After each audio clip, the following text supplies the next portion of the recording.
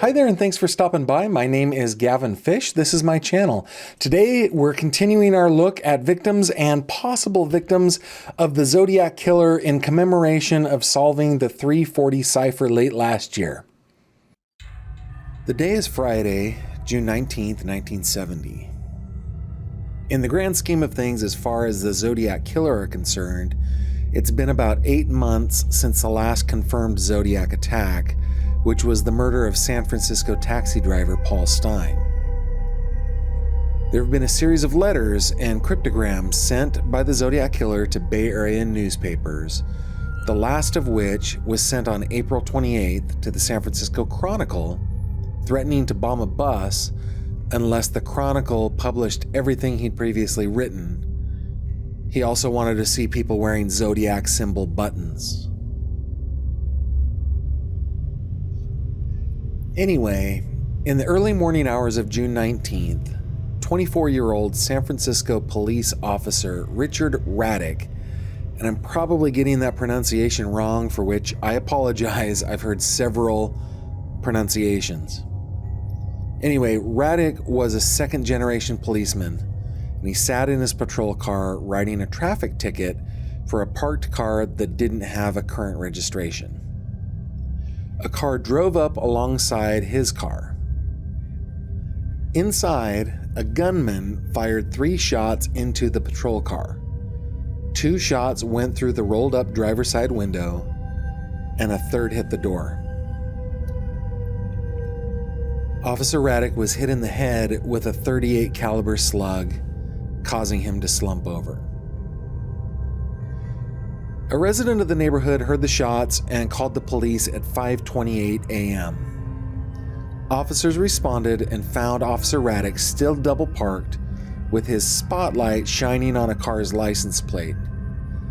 The ticket he was writing was still in his hand.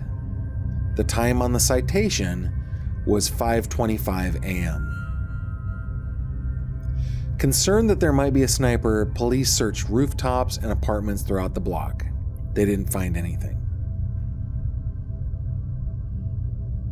Still alive, responders rushed Officer Raddick to either San Francisco General Hospital or Mission Emergency Hospital. Local papers reported it differently, where he underwent 6 hours of emergency brain surgery. Meanwhile, officers canvassed the neighborhood and got conflicting stories from different residents. Some said they saw a white Cadillac leaving the area after the gunshots. Others guessed at the car's size based on what it sounded like. Nobody, they found, had actually seen the shooting.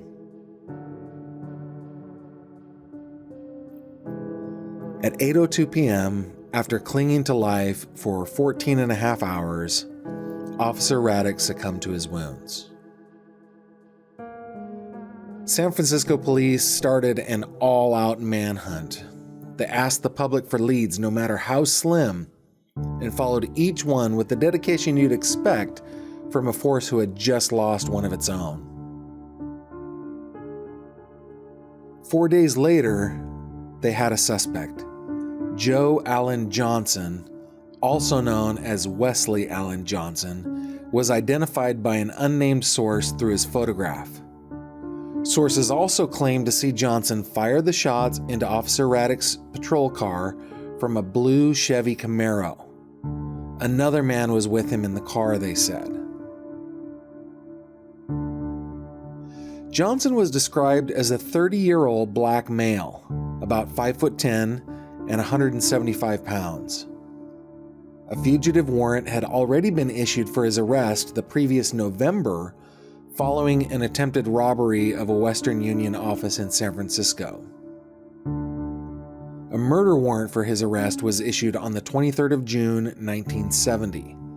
4 days later, a $5,000 reward leading to his capture and arrest was offered to the public. 2 days after that, the San Francisco Chronicle received a letter from the Zodiac that was postmarked on June 26th. In the letter, the killer stated, quote, "I shot a man sitting in a parked car with a .38, close quote. It's possible he was referring to Officer Raddick, but police didn't buy it. One officer said, if he's hinting he shot Officer Raddick, then he's lying. Then, on November 7th, 1970, Wesley Allen Johnson was arrested in Xenia, Ohio. If I read between the lines, it appears he was extradited back to California to face murder charges as well as charges from the robbery he attempted the previous November, though I can't find an article that actually spells that out. Anyway, by November 10th of 1971, the charges stemming from the murder of Officer Richard Raddick were dropped due to lack of evidence. Nobody else has ever been convicted. So, could it have been the Zodiac Killer as he claimed in his June 26th letter? Or was it Wesley Allen Johnson as police suspected but couldn't prove? Whichever it was, the murder of San Francisco police officer Richard Raddick remains unsolved. Thank you very much for watching this video. If you liked what you saw, please subscribe to my channel. And if you have any comments or questions, please leave them below.